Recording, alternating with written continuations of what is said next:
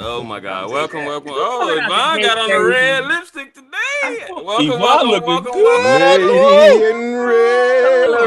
Wait. Let me get my ticket from Southwest. Crazy. Welcome. Episode 7, abuse. Today we're gonna do something. Can you be quiet, Dad, for a back second? to dark skin. All right. Today we're gonna do something a little bit different. Nandi will be our moderator for the day, so I'll be a panelist, and you guys can actually hear my views on things for a change. Mm-hmm. I want y'all to know Malachi is crazy, so I volunteer. Yeah. So the episode is on views. We're gonna work with her and see how she does. Let us know if you like her. If you don't, we won't let her do it again. Don't give no feedback. All right, everybody good? Yeah. Everybody good? Nothing to promote? Let me fix my Renita got something to promote, don't she? She has something, didn't she? She promoting going to the bathroom. That's what she promoting. Yeah, I thought she I have a show coming up on the 28th at the Silver Room in Hyde Park. You can go to is it Ebright for Ebright? Right. The 28th of April? April 28th. Post it in the group. She'll post it in the group, people. That's April 28th. Anybody else got something to promote? Quantis, Kaz, Yvonne? Nothing? I'm in 2 musicals this summer, but that's about it. Oh, he look at him. He try to be all fake modest. Nothing, Dad. I thought you said the sports show was coming up. The sports show will be on Monday. We're going to be talking about the NBA playoffs and everything else. We will not be talking about Will Smith. All right. To promote. Yvonne, nothing to promote. Weeks ago. I got something. So I'm looking forward to more people joining the group, like what I'm working on at work and the nonprofit Generation. It's combining a lot of different things, a lot of different components, and it's going to be wonderful.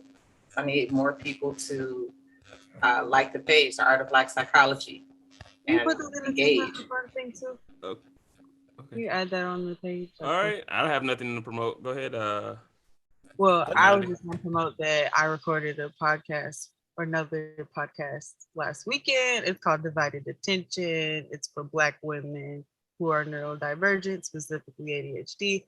And we talk about really cool things. So I will share the episode that I'm on whenever they are ready to start promotion. But they just finished season 1, so they're doing all their editing for season 2 now. Anyway, I've got questions. Are those snuffleupagus eyelashes? You knew he was gonna do it. It took him this long to say something. Honestly, y'all, that's my favorite compliment from Quantis. I personally like snuffleupagus and would love to be an elephant. Anyway, so we're talking about abuse, and I kind of wanted everybody to just start off sharing a moment or describing a time when it kind of hit you, it dawned on you that you were experiencing abuse. Because from personal experience, all the times that I can think of having gone through abuse, I didn't realize it until I had somehow escaped it and looked back on it. So, Renita, what's the time you woke up? It was like, damn.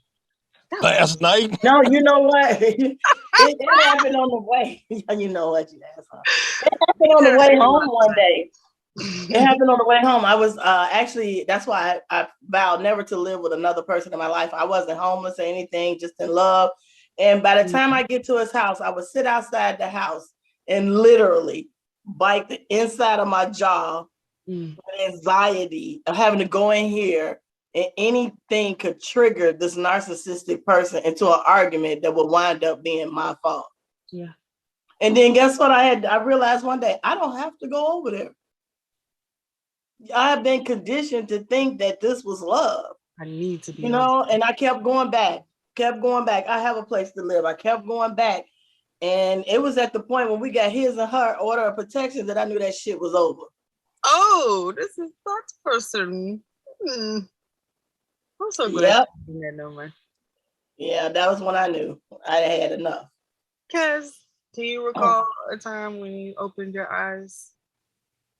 I think I'm in that moment of it, just like when I'm in therapy and going through things and realizing certain traits that I have that I use for survival and certain behavioral traits that I've adopted along the way. And you sit down and you kind of be like, oh, yeah, that shouldn't have happened. Or, oh, that's not normal. Right. Yeah, I mean, I'm on a lot of medicine. So I think that's a good sign that Proud of you, friend. Because I always give you shit. Like right before we met is when you became woke. And I can't relate. I feel like I was born woke and it pisses me off. I'm like, how you didn't know this until last year?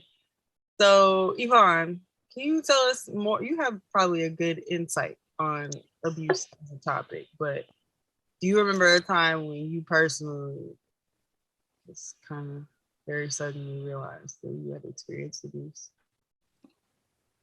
Honestly, while you all were talking, I was trying to think of something because I've experienced multiple forms of abuse. But the one that I want to focus on and bring awareness to is the abuse that I want to talk about happened to me in the classroom when I took Black Studies classes. And it was like my whole life was right in front of me. Like every abusive experience I had was displayed for me. And most of it, for me, the explanation was that there was always something behind the reason for the abuse that I was currently experiencing in my life. And for me, it was America. Yes, there is that. I feel like the last couple weeks have been like, it is hard to be Black. Yeah. People are seeming particularly oppressive lately. Okay, Quantis, DJ Quantis. Are you me? the abuser or the abused? Let's see. I have so many instances. The biggest one for me growing up was community abuse. I used to get abused because I wasn't Black enough. Is that not bullying? Bully, abuse. Mm-hmm. I But guess other bullying than is that, fun, too. only other abusive experience would be late. I still abuse you a little bit. I apologize. Malachi, tell us. You saying like I woke up to something? Okay, it's real interesting. It was from somebody. It was like never like she never really like. It was a real close friend, but like, and this is why I learned to not mix all my friends so much. Like, cause I don't care. I just let everybody around me drink, do whatever we do, and I don't care who mixes with who. But like, yeah, this one particular friend, real close. Like, I don't talk to her at all no more. I blocked her number. She's blocked on all social media. I can't stand her now. But like, no, like she's kind of like I didn't realize it was abuse at first, but like she starts shit all the time. Like I was like, what the fuck is wrong with you? Like she never does nothing directly to me, but she would go start shit with people that like other people I'm cool with. I don't know if it's out of like jealousy or don't want me to have other friends and shit, but like it was super weird. And Grant knows what I'm talking about, but like she would like she'll be in there and then like she'll pull and like create subgroups and turn people against each other, and I'm like, we supposed to I'm so proud of you to be able to see that. Lots of people can't see that when people I do started it. seeing it, and she never like people will come back to me and tell me what she had said or did. I'm like, whatever, I'll deal with her personally. And you know, they're like, oh yeah, she's a predator too. Yeah, he knows what I'm talking about. Grant's met her before, but like it's like, and she's real nice and sweet with me, and we get along. We can go out anytime, do anything, and be cool. It's just like I don't like the way she treats other people. Yeah, so she don't. Wow. Yeah, it's not like she necessarily abused me personally. Like I guess she's abusing me indirectly by abusing people I'm cool with. Right. But like starting shit with all of my other friends and shit, but like don't fuck with them. Like I didn't like that, and it's so weird because like they don't even realize it. They think she cool with them, but she hates them. Yeah. Like she talks shit about them to me, and she was like, "Don't fucking talk about my friends like that. What the fuck is wrong with you?" But then to go out there and kick it with them niggas and be like, you know, on some whole other shit. I'm like, what the fuck is this? Is weird. Yeah. So I was just like, don't fucking talk to me. She's like, what did I do to you? I was like, it's nothing, but I don't like the way you treat people. And you know, I explained everything. I don't just like not fuck with people no more. I tell them why I don't fuck with them no more. Yeah. That's gangster.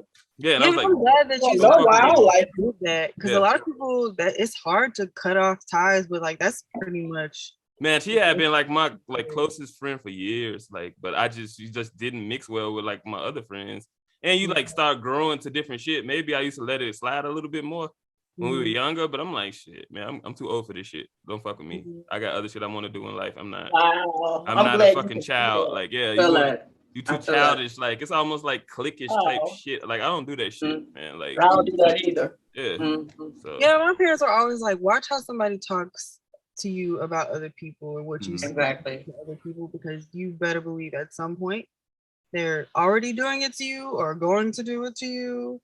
And whew, You gotta watch how when people introduce you, how their friends react to you. yes, that too. Oh. That means That's something true. is up. You don't know their friends. If Is their our friends ain't children. thinking you cool, And their children too. Yeah. Children. and their children, y'all. Kids know. So like, what are some of the signs? That I think that's a big sign for me is like watching how people treat their parents and talk about other people when they're absent. Like, Malachi, what would you say are some pretty big indicators? Like, run the other way. well, in that situation, the biggest sign for me was like the shit that come back from other people. I was just like, it's just weird. Like, I'm like, and it's unnecessary too. That's the biggest thing. I think for me is just like, why did this just come out of nowhere? And I will always feed into this person's shit because they did have a lot of issues growing up, but that's not an excuse to mistreat others. Yeah. So like, and I'd be like, and other people tell me, I'm like, let me deal with her. You know, she had a real hard time growing up, and we relate well because we had another friend, like couple of friends, both of us know that died. So she know a lot of people like that I have lost that I was close to me and shit. Yeah. So like that's something we could relate on. I was like, she's just misunderstood, and she went through a lot of shit with her parents and different things that happened to her when she was younger. But like, I'm sorry, they manipulate you with their problems. That's the biggest sign. Like they'll manipulate you with all of the shit and like, oh, but I'm going through this and you don't understand. Like, I don't give a fuck. Everybody got problems. Like, you don't abuse people even if you got problems. That's my biggest flag. Like, they always try to make you be empathetic or sympathetic towards them. They the victim. And it's they play victim. That's the biggest fucking thing. And I'm like, I don't Everybody care. You and just they like are. them. But we in our late 20s or early 30s now. Like, it's time to let that shit the fuck go. Go get some other help from somewhere, but stop hurting other people because you're hurt. And I can't stand that shit. Yeah, abuse people. And hurt people do hurt people. And one of the things that while you were talking that I wanted to hone in on was, actually what Renita said. You know, people said you play the victim. So like once you get it out once, right? You talk about something and you need to, feel better about yourself. You don't feel better constantly repeating the same things over and over again, and your situation hasn't changed. So you do have to actively work to seek what it is you want to change and stop bleeding on people. Mm-hmm. Because when you keep doing that, everybody that turns away from you, then that's a clear indication that it's you. But like what? Because I have a couple of friends who are struggling with it. I'm using the term friend loosely. Like, what's that moment in which you really need to self-reflect? Because it's a lot of times you meet people who just aren't compatible with you. Mm-hmm. But I've had some people confide in me like, I've never really had, friends that last longer than That's a red flag. You know what I'm saying? Like, at what point? You ain't never had friends. Or just like, my friendships don't seem to last long. It's the same problem as the incel problem. Like, they are mad at women because they won't accept them for the assholes that they are. Like, you are involuntary. You got to change you as a person. Like, I'm sorry. I don't give a fuck what the fuck going on. Like, if obviously it's a repeat pattern. If 10 friends have all disassociated themselves with you for the same reason, address that shit. Mm-hmm. I'm definitely posting this one. Yeah, like exactly. How you go about that kind of self-awareness? I think that's really what people are. You know me, I'm raw and I'll tell anybody I anything. Go ahead. Yes. As a person, I think that is that friend sometimes and someone in there, because a lot of those things I've said or do, I have to eventually start spending. It's kind of like I was watching who's that, Judge Mathis, and he likes to talk about crackheads all the time.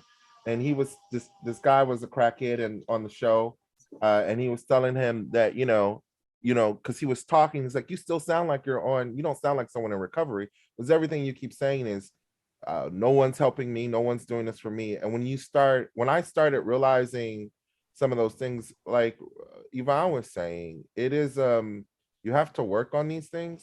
So it's one thing for me to know when someone points it out and say, hey, Kaz, you're being in a state of victimhood, or Kaz, you're doing this. And then I notice myself doing it. I'm able to have a little bit of self-reflection, but I think it's a long journey and a long process.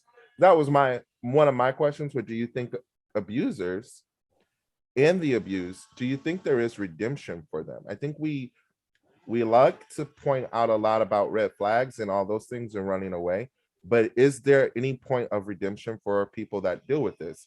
Asking for a friend.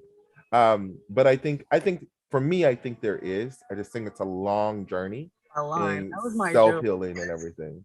I was literally going to say that. Asking for a friend. Yeah, can abusers change? I think that's something in a lot of those abuse pamphlets that they say no. Yeah, abusers can change. I changed. And I was an abuser. Mm-hmm. So it's like once you come to the conclusion that it is you, how do you begin to change your behavior? And so the reflection part of it is how you show up to other people. And when you show up to other people, you got people flinching, like, I'm sorry, but my children flinched, and, because I used to swing. Was that one of the moments where you were like, ooh, shit? Exactly. You did that in public. That's embarrassing. Because when I was sitting in the classrooms, when I took those psychology courses, and we talked about, different things and behaviors. And so they do say one of the first people you diagnose when you take psychology, to become, a psychologist, you diagnose yourself. And so that's what happened. Like, I really ingrained in the materials, not to diagnose other people, but to see who I was too. And that was really, really reflective, because a lot of things that was discussed, like being able to control your emotions, like that was the biggest thing. And anger was one forms of abuse that I could not control, because it was reactionary. And so taking that moment to pause, to say, like, what am I doing? It was very helpful to me to then turn that towards other people. Because when you can forgive yourself, then you can forgive other people if their behavior changes. If their behavior don't change, then you got to walk away, because they'll hurt you, because they're hurting. I also think that, like, one of the big realizations for me too is learning that, I can change and I can be a better person, but that also doesn't mean that the people that I may have abused or hurt have to accept that. Exactly. And that is the long-term repercussion of abuse. Even though you may have changed, the damage that you've done is work that they have to do internally, and they may not be or may never be on that level of healing and self-love to get to that place because of things that you've done. And you have to be okay with that. You can't just be like, well, it's kind of like, the 12-step. Hey, this is what I'm done. I want to make amends with you. Forgive me.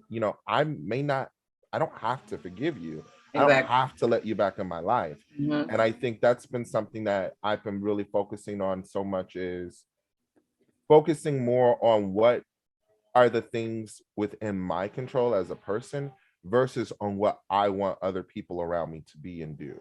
I don't have no control over that. So and you get to choose. I think somebody is.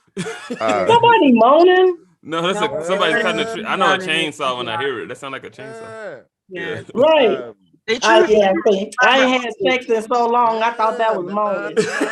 Let me say. Right. It sounds more like a vibrator than.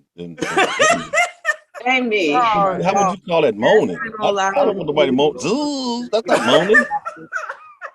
Well, you ain't never had it like we had it, so now don't be comparing no moaning from a man to a woman, nigga.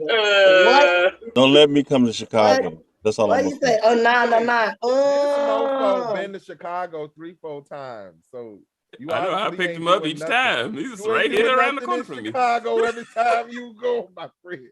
Don't let me come to Chicago in 5 years. So I want to list all the types of abuse because I think Well, let me say this before you make that list. For Okay. me, etymology wise, abuse comes from abnormal use of something. yeah, And so, like you're getting ready to make the list, and I like to chime in as soon as you do that. Mhm. So when something is abnormally used, that's basically abuse. And that's a myriad, a plethora of different things, which I believe you're about to introduce yeah. to the panel. I So just got a yeah, quick question, Dad. What is the normal use for alcohol? Hmm? that's not part of the topic. We'll talk about I'm trying to see that. if I be abusing alcohol. Dude, you abnormally use alcohol. I abnormally use food. So does the one on the other one on here. It's called tons of fun. Anything over 2 is abusive. That's what they say. Huh? Say anything over 2 drinks is abusive. That's what they say. Well, whatever causes I am an alcohol poisoning. abuser. No, because I feel like everybody has a different abuses limit himself. for what 2 drinks are going to do for them.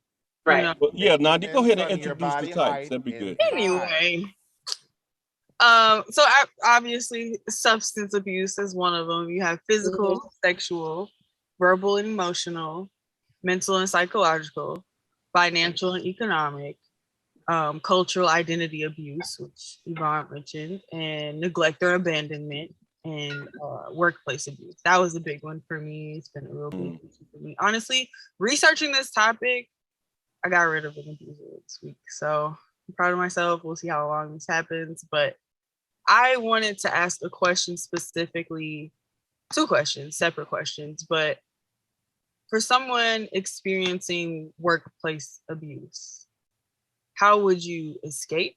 And what advice do you have someone who's worried about, whether or not they're experiencing abuse? And if you want me to define any of them, I have them all. Is it like sex work abuse or something? Yeah, workplace abuse. Describe that. I mean, define that. Yeah, break that down. Break down workplace. Workplace. No, it's break that vague, one but down. you can get a little bit more specific.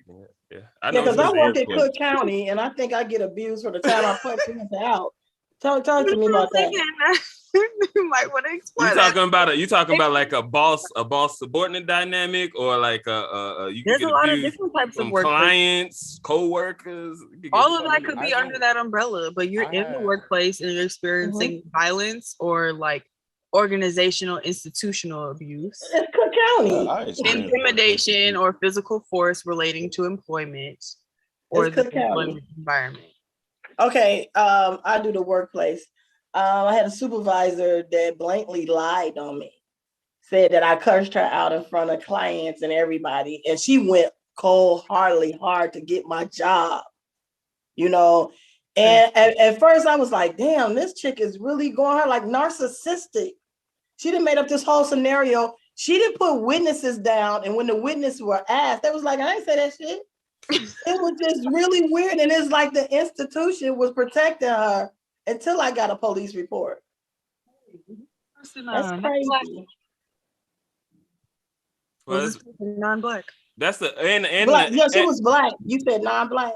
Oh, she was black. And the biggest scam is HR. But her bosses weren't. HR is not on your side. They work for the company. Yeah, and I'm in a union. That's what you go to. Go to your union rep. I'm on the executive board. I sit next to the president. I'm on the executive board, so that's a real good solution. What Renita brought up. Collective bargaining does help deal with a lot of workplace issues. It helps. You don't work in a union, so which is shout out to Amazon. Turn your mic up a little bit. Shout out to the group in Staten Island as they voted to get a union at Amazon in Staten Island because they say Amazon got some of the worst. And a black man led that, didn't he? It was a black guy. Yeah, right? Smalls is Christopher Smalls. I want to say. I was like, good job. I read a lot. Saw that one too.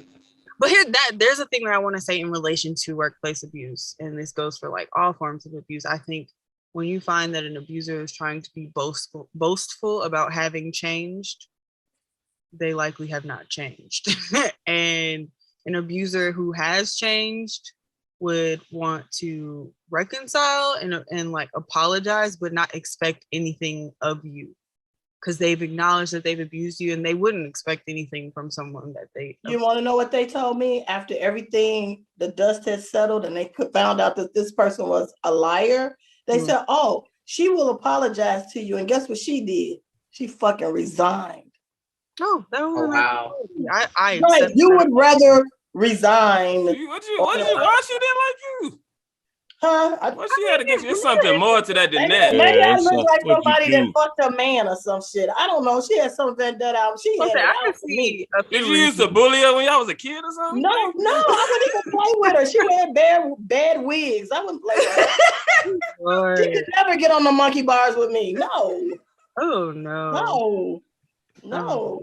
She was one of them, and she was trying to get, you know what, like you said, like that type of person should get in this person's ear trying to get a bunch of flying monkeys. Isn't that what they call it, flying monkeys? That's a part of abuse. They want to right. They tell one person they fly back, and all that. It made the whole establishment look really stupid because I do stand up. Yeah. So I'm laughing, but the shit wasn't funny. It was abusive, and then she did it to several different people. She had levels of this stuff done to people, but when she came for me, with me and my big mouth, I let everybody know. Everybody else is so quiet. Oh no, don't say nothing. We could lose our jobs. Yeah, okay. I'm going out with a bang. Everybody Let me gonna interject my little moment of woke in terms of this, though, because I feel like that's something that happens to Black women in the workplace a lot. One, they won't put women of color into a leadership position until everything is falling apart, and they expect you to save it, but then get none of the credit, and then they will blame you for not having done well the whole entire time you were in leadership, despite the fact that you had to build it all the way back up, right? You nailed that. And then on top of that, when Black women don't fit into your categories of what Black women are supposed to be like and how they're supposed to be palatable in a workplace, like, Renita's fine. She's strong and she's not giving mammy. You know what I'm saying? And I feel like in a medical setting, they want Black women to give mammy, and when they don't, they call them aggressive and abusive. And I think that's why that person was so readily available, easy for people to believe that Renita would curse you out. Because I'm sure she does do that in some setting. Exactly. But you know what I'm saying? An abuser will make sure. That's something that my abusers have done to me, is making sure that everyone, all of our mutuals in our lives, they believe them. Right. And then it happens so much in the hospital that you wouldn't even believe it. I've had doctors come into the nurses station and say some real crappy stuff, but like I said, I have to say something back. One came in like, well, what do you do if they shut this down? I said, I'm in a union. What would you do? Yeah. I'm in a union. They'll place me somewhere else. That's job. You can't threaten nobody's job like that. They think they're entitled to come in and say whatever they want to. And it's normally women of color. Yep. Supervisors, women of color are really, oh my goodness. They have no empathy. Yes, I want to ask you this question about workplace abuse too, because I see you as someone who's overcome workplace abuse by flexing your Blackness, queerness, and you having been a veteran. I feel like you get a lot of respect in your workplace. Not that you aren't good at your job, but I feel like people hold you in high regard as somebody who can fix things, and like you're open about what's happening in your life that's getting in the way of your work. What would you advise to someone who is thinking like, oh man, I feel like I'm in a workplace abuse situation and I don't know how to get out because I need a job? I've been in a workplace abuse situation in the Fortune 500 company that I was in. And one thing that I learned really fast was to do what white people do. Yeah. Was to record things, was to schedule meetings and record those meetings, was to call out things immediately as they happen, was to send emails in the most professional manner. I was talking to this one person, without going into too much of what I do, but I was talking to this one person that I had to communicate with another department. I communicate with multiple departments every day. And this person was quick with me and hung up the phone. And I was like, you know what? I'm not going to tolerate that. I looked at their signature block. I looked to who their supervisor was. I called their super. I'm what you call a pick up the phone person. Mhm. And then after that phone conversation, I send an email about that phone conversation. So one of the things, because I remember this moment, best thing to do is create a paper trail. A lot of people wanted you to, let's just resolve this in-house. Let's just get a room. Let's talk about it. Let's go forward. Nope. Paper trail One of the is things what that you I had, do. I remember I got to work really early and I had got this, I am from HR, and they asked me to come over and I was like, okay, I'm coming. And I got my phone in my pocket on the record, everything. And it was a weird conversation because, you know, I explained some of the things that I think needed to change with how people were approaching me and talking to me. At this point, I had been at the company for about 4 or 5 years and still hadn't been promoted. Yeah, I was training people to be promoted. And I was still a very integral part of the team, but I was also the only Black male of color. And I think I was the only Black male of color and the only Black gay person on my team. And so there was still like, okay, I would interview for a promotion and they would be like, well, Kaz, you know everything. You know it all so well. Mind you, the people interviewing me are in my department, are like my bosses that I've worked with, that I saw problems for. You interviewed so well.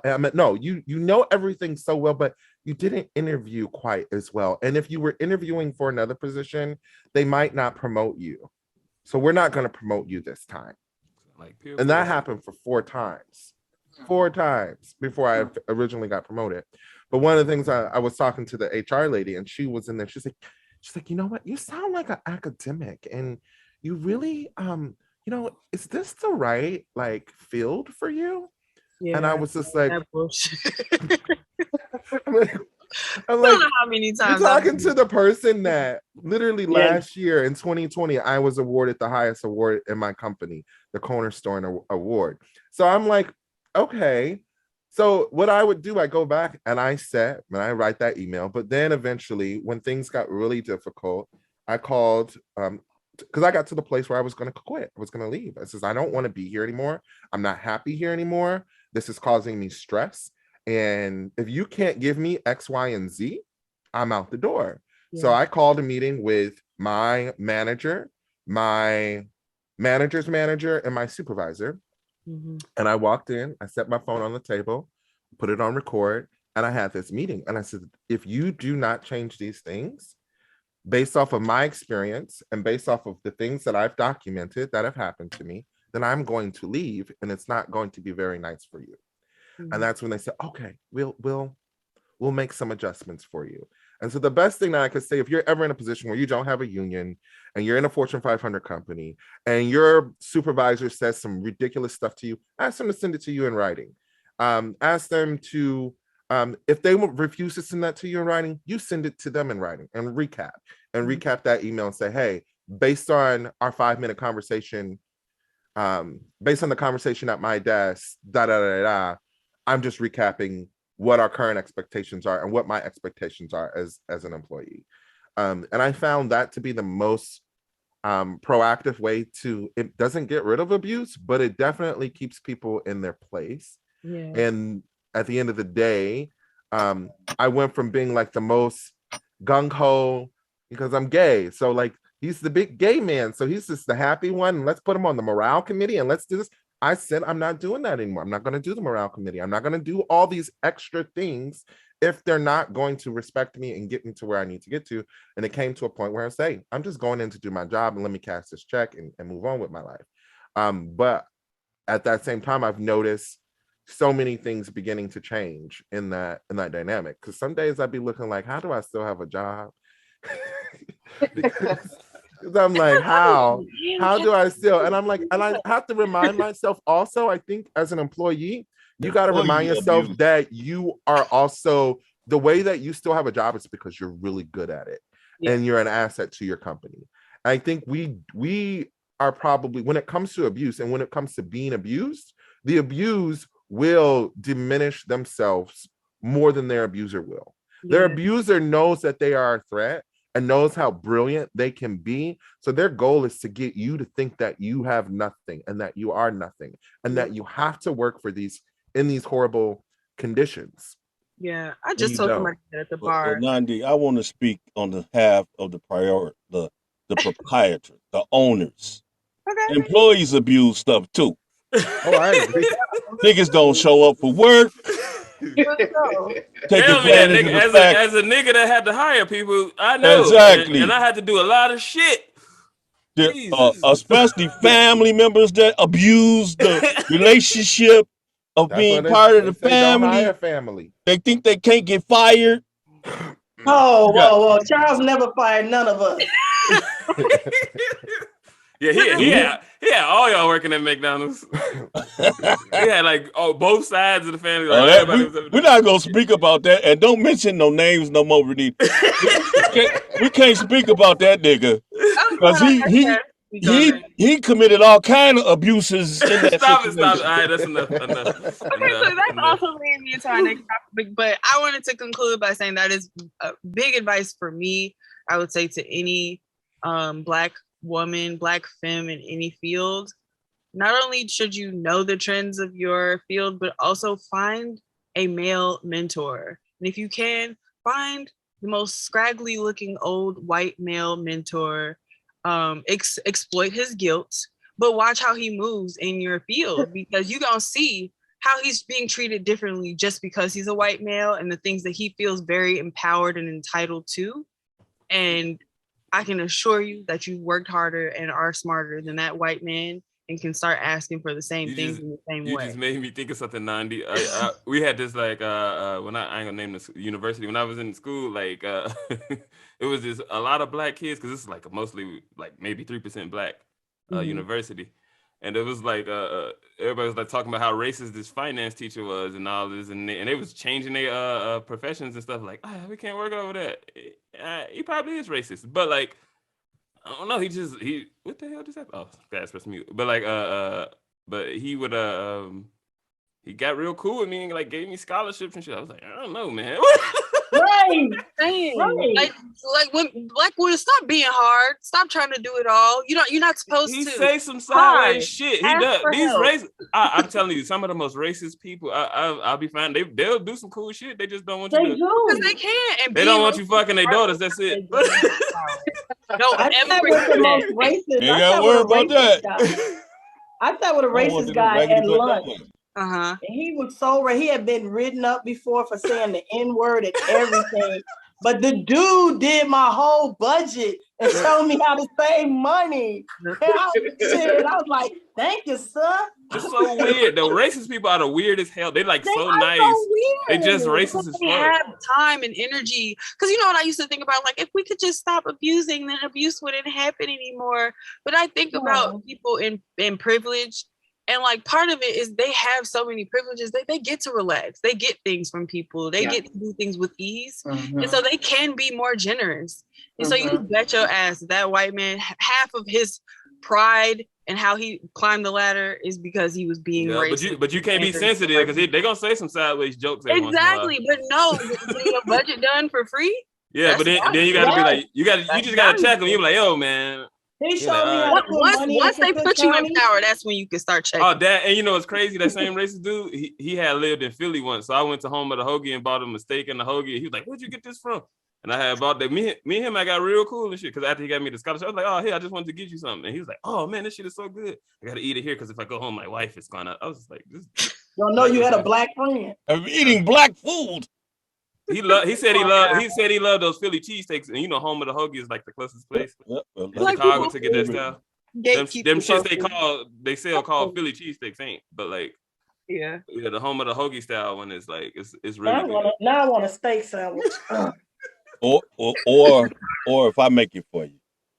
Yeah, okay, so that kind of brings me into another topic that I wanted to ask Yvonne about, specifically being in your background in psychology. Financial abuse. So that's something that's very big, and I feel like it's not talked about, and I have a hot take that I want you to speak to. So yes, it's crazy how over the years, women have not had a lot of autonomy because of financial abuse and any dynamic, not just like heterosexual male woman, but like having your autonomy to go and do things for yourself is a really big part of abuse. But I think something a lot of parents are not aware of is the financial abuse dynamic that you start within your family, and thinking that, oh, they're my blood and they know what's best for me and I need to be responsible for doing this and giving them that. Can you talk about financial abuse between like parent and child, or like, just aunt and cousin, all of that? I feel like financial abuse is really like excused a lot within families. So one of the things that my dad said to me once, he says, if you say borrow, then give it back. Mm-hmm. If you need it and you can't pay it back, just ask for it.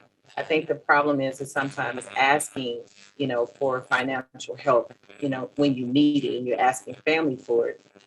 It's kind of a tough discussion, because those who are financially well off, sometimes they say they get burned from helping others. Yeah. But within my own family, like when my sons or my daughters ask me to borrow money, I ask specific questions like, when are you going to get it back? How much do you need? And what time frame is it going to come back? What's so funny? It just tickle your little giggle box. What is that vibrating noise? That's Kaz. It's abusing the hell out of that food. No, because that's Yvonne's. That's Yvonne's mic. Shit, don't borrow from my mama. She trying. My mama write a note. You got to sign that shit and pay interest. I don't take money from her. She like a. I mean, she's serious about her paper. But you know what? That's But then that's a good way of doing it. Why? Because in life, when you go to borrow money from a bank, you have to sign paperwork. I ain't never borrowed money from her. Interest. Yeah, because like my grandfather was very intense about any like domestic abuse situation, and so something he always told my mom and her sisters was like, don't ever take or borrow anything from a man, because he will set you up into a financial abuse situation, because that was something he observed happening with his elders. And so my mom obviously imparted that on me. So there were times when like, I was cute, so people were giving me things all the time, and she would always make me give it back. Still cute. You know what I'm saying? But like as a kid, I was like, well, why can't I keep it? You know what I'm saying? But I started to see how people do that as an adult and really will try to trap you into something, and then they start flooding into other types of abuse because you feel stuck there. But but now I dare say it's not just men, it's women too. Right, everybody does it, just to see like how can I get over on this person? They're not helping you just because just to help you. They're looking for some type of gain in giving you things. And so you do have to be careful. Leverage. Yeah, you do have to be careful. But then also, like, student loans are very much institutional financial abuse. Mm-hmm. I was way too young and I signed over for $80,000. I hadn't even really worked yet, for real. So I didn't have a concept of what it meant to earn, $100, much less get to $80,000. And I regret making that decision in that state of ignorance about finances. I wouldn't say that though. Like, you know what I think the issue with student loans is? Mm-hmm. They should, and this is Joe Biden's fault. He should, when he passed that, when he did the Debt Act, and they're not bankruptable no more. Mm. If you could bankrupt those things, they wouldn't give them out that easy, and they were, and a lot of that shit is institutional inflation. If you look at the rate of inflation for tuition costs versus everything else in the economy, it's skyrocketed over. You used to could probably pay. Your parents could pay like. 50 years ago, your parents could pay out of pocket like $500 here and $500. You can pay it, like make small payments for your child to go to school. It's crazy ridiculous now. There's way too many administrators. That's where most of your costs go. They're building way too many buildings. Whereas technology is growing, you can do more stuff online. So it's a lot of BS attached with that, I wouldn't just say it's abuse in the sense of you can't bankrupt them. They need to make it just like every other debt. And then you'll see the financial institution stop being predatory. I get what you're saying. It's become predatory lending because of that one rule right there. If they take that one rule back out, you'll see all that shit change. Yeah, and they sell your debt. So Sally Mae started out with me. Now I'm with Great Lake something, or it's like they just keep passing it around because it don't matter. They don't care because the student loans are 90% guaranteed by the federal government. So like the federal government got to pay it. Taxpayers gonna pay it regardless anyway if you default. And the government is just hiring other companies to collect it. So that's what's really going on. Malachi, you sound like you're running for office, Malachi. Not yet. I just know. I read a lot. So here's something this white boy said on TikTok. The question was, if you could tell, Black people anything, we're gonna give you 10 seconds. White people, tell us something. And he said, if more Black people took out life insurance policies, the police would not be so eager to kill Black people because that's true. People provide life insurance. Those companies that provide life insurance be having good ass lawyers, and they would fight for that money. What do you think about that? Like, how I believe that you give in that sphere? Do you think that that's something valid for him to say? Obviously, life insurance policies have other benefits, but what do you think about that? I believe that it makes sense, don't it? He on the out. He looking in. He see it.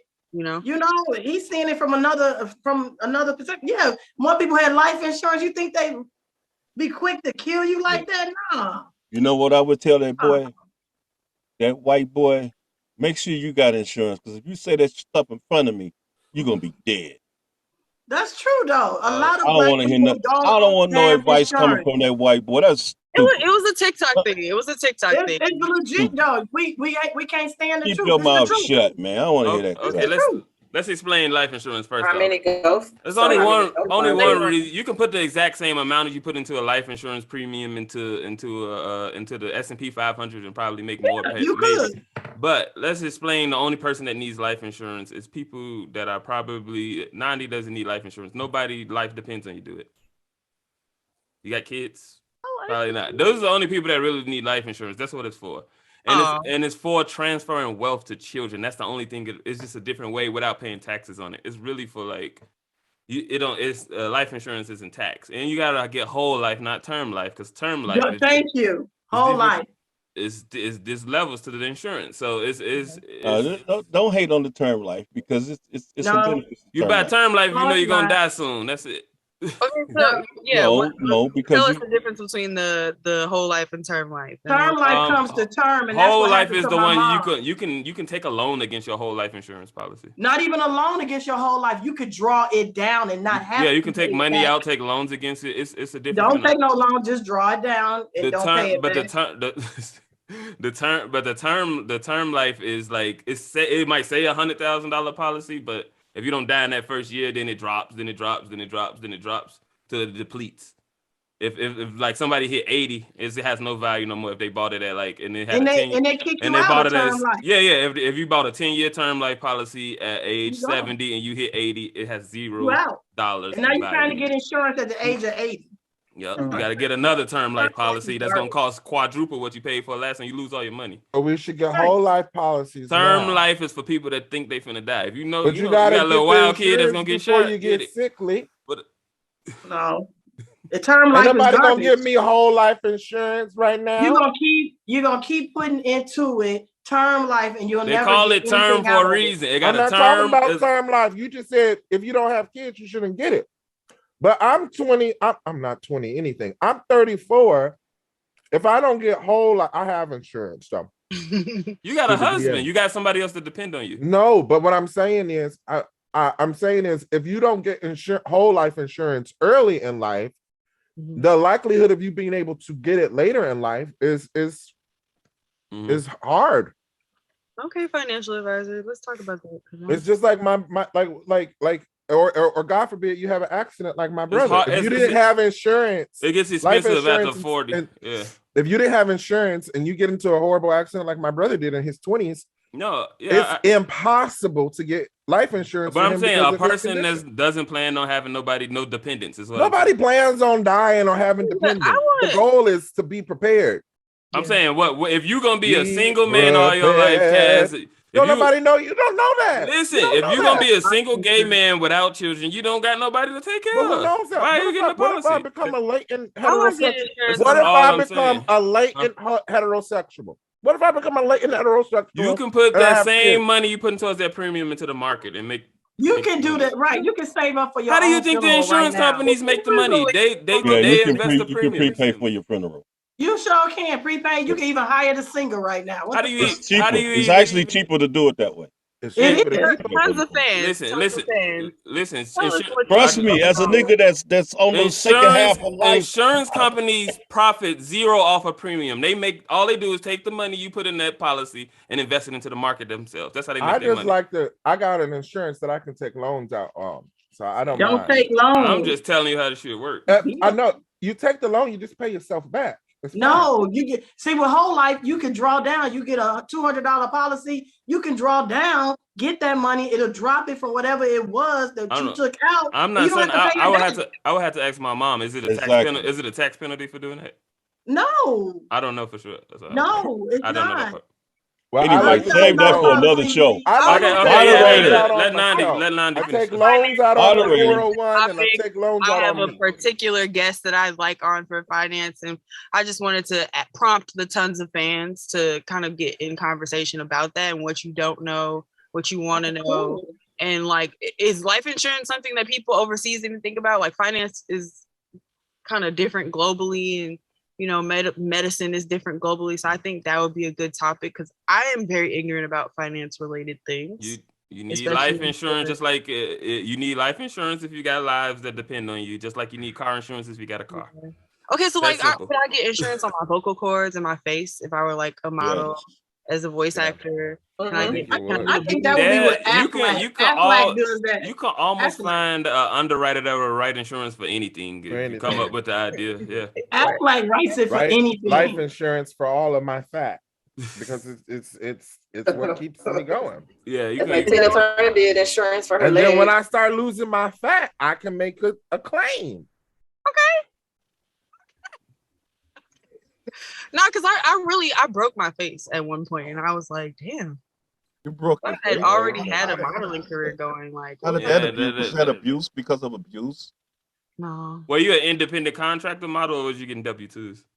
See, I hadn't started, but like, it was that moment that my face was broken. I was like, shit, like, why haven't I started this shit? Like, I could have never experienced that before because this just happened, you know? I sound like my mom. Already started. You got 1099s or W-2s? Let me stop. No, but I really want to get into that on one episode. But our rating question that we typically do. So I want everybody to kind of like think about what types of abuse would you consider like least to worst type of abuse. Okay, least to worst. Where we going? All right, name them again. I gotta get my pen. Start with the worst. Start with what you think is the worst, and then go down to what you think is the worst. Are you gonna give it to us or no? Who you want to go first? I want Quantis to go first, but he looked like he's busy. So he always looks constipated. Look, I'm never. Are you giving them to us? Like you gonna give us 5 and we rate them? I put them in the chat. Do you need me to redo them? Renita don't know how to do that shit. You gotta say it out. You gotta say it out loud. Okay, I got you. I'm gonna list it out real quick. You let Kaz go first, and then Renita can go. Okay, yeah. So they're physical, sexual, verbal, emotional, mental, psychological, financial, economic, cultural identity, neglect or abandonment, workplace abuse. You want me to rank them? Mm-hmm. Yep.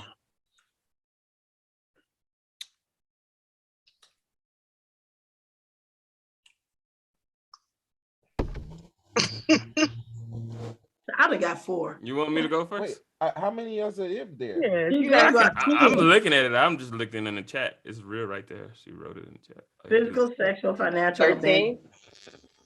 It's 13.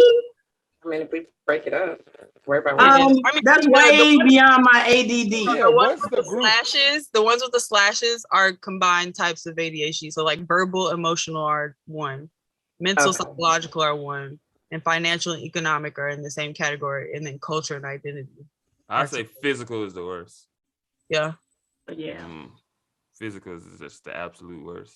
It's like one that's like slavery almost. Yep. And like, isn't sexual sometimes physical? Most times physical. Mm-hmm. Yeah. Yeah, that sexual and they all physical and sexual always lead to more emotional problems down the line anyway. But like on top of the physical repercussions, yeah. Getting your ass the shit beat out of you, it's some. Well, that's if you're looking at abuse as coming from someone else. You could be abusing yourself. That's true. That's a form of abuse as well. We are just trying to rank the ones she gave us. She gave us some to rank. Yeah, they're in the chat. You had stepped away. We're supposed to go first, but I'm fully aware of what's going on. I'm just saying physical. I'm ranking them because casting goes. So I'm gonna say physical. Mm-hmm.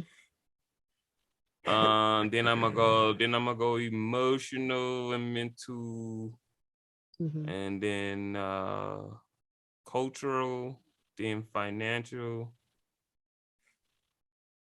In the workplace. Well, I guess the workplace is financial, kind of. I don't know. Mm-hmm. Yeah. Is it? Yeah, they're in the same category. Yeah. Yeah, so I'm gonna go, physical, and I'm gonna include sexual with physical. I'm gonna make them the same. Then you said emotional, like. Yeah. Psychological, mental, emotional. You want to? Yeah, I'm group all of them together. The psychological, the physical, the emotional, all that stuff that messes with your brain, and then the cultural stuff, and then the workplace stuff. Yeah, I would kind of put these in one of those diagrams where like some of them you can't have without the other. Mm-hmm. Like you could never put your hands on somebody, but really damage them psychologically so much so that they're physically abusing themselves. Yeah, I just say physical because like it's hard. It's harder to recover. It depends how physical it get, because my grandma used to have this foster kid. Like his dad beat the shit out of him so bad, like he's like handicapped for life, and his arm won't grow, and she like hurt a little kid. Like so he's fucked up forever. Like he's I know this other person like somebody hit him in the eye, blind for like ever on this side of his face. So like how do you recover from that? I think you got a better chance of getting your emotional stuff together than like you can't grow a new eye. So that's the only reason I say that. Yes, because it was really hard for me when I realized like people were talking about how Lil' Kim doesn't look like herself anymore. But then somebody was like, y'all forgot she was getting her ass beat for all those years because we weren't talking about it. And that's partly why she don't look the way she used to. Like she had to get her face reconstructed because of physical abuse. Like that kind of hit me heavy. I was like, whoa. Yeah, but like you say, but the physical automatically links to the emotional, and usually somebody beating your ass is gonna cost you money. So they all kind of. I think neglect and abandonment. I would put those first, because that really can screw you up from such an early place in life. They say that even when you have kids, even if you provide them all of their needs and you don't give them love or care, they can still not develop correctly. So I would put neglect and abandonment first, and then emotional, mental, physical, financial, workplace. That's how I would. Where would you put the cultural identity one? Oh, the cultural identity. Where would you rank that? I put it before workplace. That was pretty good for me. I think I'm with Kaz on this one. The mental and the abandonment is top. Kids and people that were raised to survive, they move different. Yeah. People that are put in foster care and all of that, and they have those abandonment issues. They move totally different, and there's nothing wrong with that. It's called survival. So abandonment and that would be top for me. Yeah, the physical would be second, and I thought we linked that with sexual too, right? Yeah, you can. That's fine. Yeah, and then I would go with cultural, and then I would go with financial. Because I think I do more damage to myself financially than another person. Same. I jag off money. Shooting loads everywhere. I don't see shit wrong with it. I'd be like, wait, my cousin work in the cafeteria, so I factor that shit in. I can eat if I go to work. Then I start doing those sneaky links. I ain't gonna lie. Remember when I said I would never ever? Then you a woman too, so y'all can easily trick a man into buying some food for you and not That is give him not nothing. easy. Don't say that's easy. I'm tired of y'all saying that shit is easy. It's not easy. Right, it's all right. But you tell them that it takes effort. We gotta actually look at your ass. A job. So like, don't sit here and make it seem like we just you can't eat with everybody. Tell them that it's hard. Thank you. It's not easy. I seen it, man. I used to love going out to drink with my big sister. I'm getting free drinks from being her brother. What the fuck? Okay, but she put in work that you didn't see. She did shit. Yeah, nigga just want to talk to her. Yeah, but then she gotta come up with a need to know my phone big number. sister. I don't care where we walk in. They always buying big drinks for us. She gotta give them a fake phone number. She gotta hope that they don't follow her. You wouldn't even talk to the nigga. The nigga trying to talk to me to get to her because she was just giving him the side. You the brother? Hey brother, what you want? What you drinking? I'm like, that and that. Your ass was all top shelf. Boy, I'm like, I ain't give the phone number. I took his phone number for me. Like, he can keep trying to talk to me, and then I try to see if my sister want to go. You be lying and shit to us. So I got then the nigga all the way off, nigga. Oh, she coming. Just buy me some more drinks when she get here. She'll be on her way any minute now. Yeah, no, my financial abuse definitely food related. I can't stop buying oysters, and I can't afford it. Grant your thing muted if you're trying to talk. No, yeah. Did you say oysters? Oh my god, oysters are so good. I just love oysters. I love oysters and tequila, and those are two things that I'm never not gonna treat myself to. If I see good oysters, I'm gonna buy them. What's the best tequila? I really like Reposado personally, but I ain't gonna lie. I like the Espolón brand. It's kind of new. It's cute. It has a cute little bottle, but that's my favorite right now. I kind of like different ones depending on the vibe. Yeah. Oh, and free promo. My friends opened up their own bar and they have their own tequila. It's called Tequila. Where is that? It's in Minneapolis, in Nicolette Mall. But they got a tequila made just for their bar, and it is pretty good. Yeah, half of us are in Chicago and half of us are in Minneapolis. Oh yeah. Well, you guys gotta come up here and visit us. It sounds like it. You gotta come up and visit. I'm ready. Things are cute here when you make a field trip. Oh, when it's the summer. Minneapolis is an entire. You guys have a summer? Yeah, they do. Our summer is hardcore. Make sure you bring some Looney because that's what's gonna be down all your cracks. It can get. Yeah, the swamp ass is for real. Like we have drought summer, so it gets the up humidity. Yes, it gets really gooky. All them damn lakes. Yeah. Evaporation. Yeah. Bonnie. Where we at? You know I'm dying to hear what you got to say. Tell me real quick how you would rank the types of abuse from worst to least. Who did you go to? You, Quantis. Oh. From running a shelter of women and children, physical. Because physical abuse causes all the other stuff. Yeah. So it's definitely the high ranking one. It's when you actually abandon someone, that's physical. You physically are leaving that person. So it's hard. I've seen, matter of fact, most women in the shelter are there because of physical abuse. Yeah. They either got some crackhead boyfriend or husband or something. It's just horrible. But yeah, physical is first. Emotional and mental. Somebody mic is I would say cultural identity, and then financial will be last. Yeah, I want us to stop waiting until we get our ass beat to realize that all the other types of abuse are affecting us too. I feel like sometimes people talk themselves out of getting help or rationalize away the treatment by saying that, well, I didn't hit you, so you know, and that's not valid. What about you, Yvonne? I think you're the last person who hasn't gone. So the way my brain works, Mhm. Everything goes on the physical for me. Yeah. Because physical means that it's something being done to you. Yeah.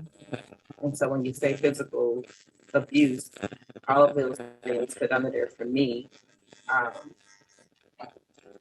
Especially, so if I'm going to say physical, and I'm going to attach everything else underneath it, the next thing I would attach underneath it is abandonment, because of the physicalness. So the abandonment, you're not okay if people leave you alone, but you are okay if people leave you alone, because the abuse is just too much for you to deal with. And I'm personally speaking about my experiences. And so you do want to, for me, I did want to be left alone, but then I needed the security of someone to protect me. So the physical nature of abuse to me is it's tied to a lot of things. So physical and abandonment, everything else can go along with it. And the financial abuse is way at the bottom, because I'm poor. So it's not like my finances, it's like, well, are you abusing yourself? I don't know. I don't have money to abuse myself with. You know what I mean? So, but that's a big thing, because I feel like a lot of times that's why I keep mentioning the part of like abusers isolating you.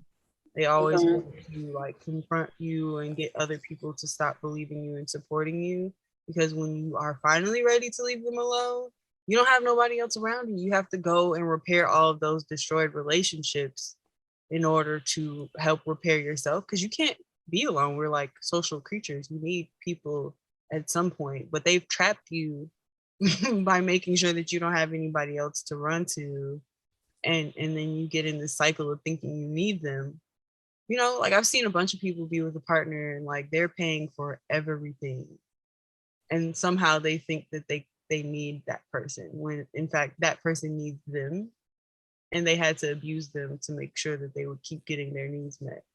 Yeah, and that's the emotional aspect of it. Yeah. And a lot of people can't break away from that because they haven't breaking away from themselves. And I can personally speak to this because emotionally I was damaged. And so until I began to get my shit together, all of those things happened around me.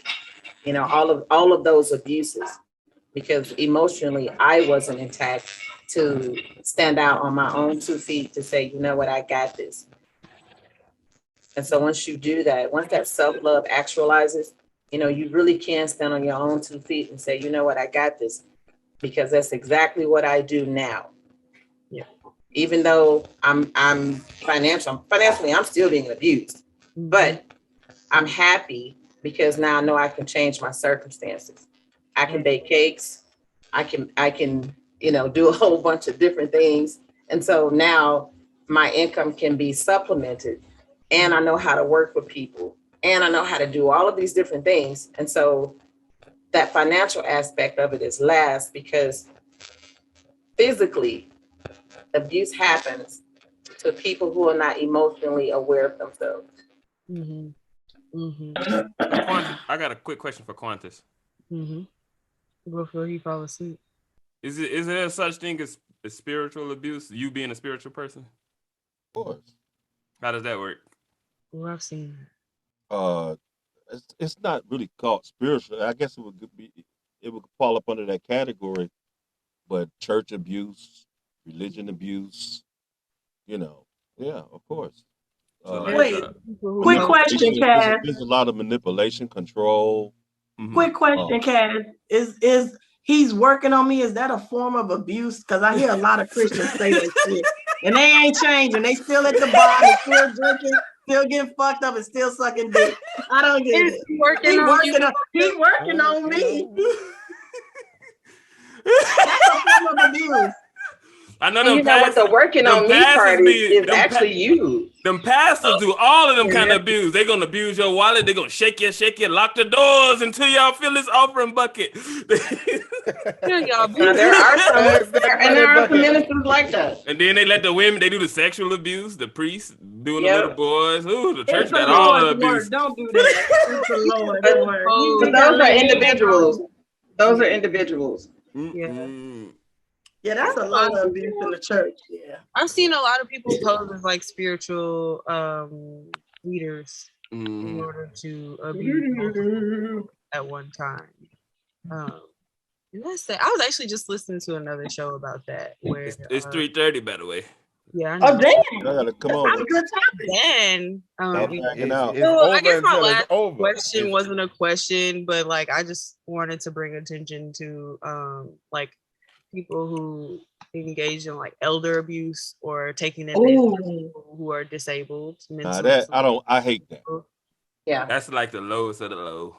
Right. Yeah. Anytime you abuse children, unless you're abusing elders. Quantis, it's okay. Yeah. Quantis. That's the one caveat that I put in there. It's some mean ass old people though. Oh, nigga, you language, y'all. I'm gonna come down there and abuse you in a minute. We'll give you a hug.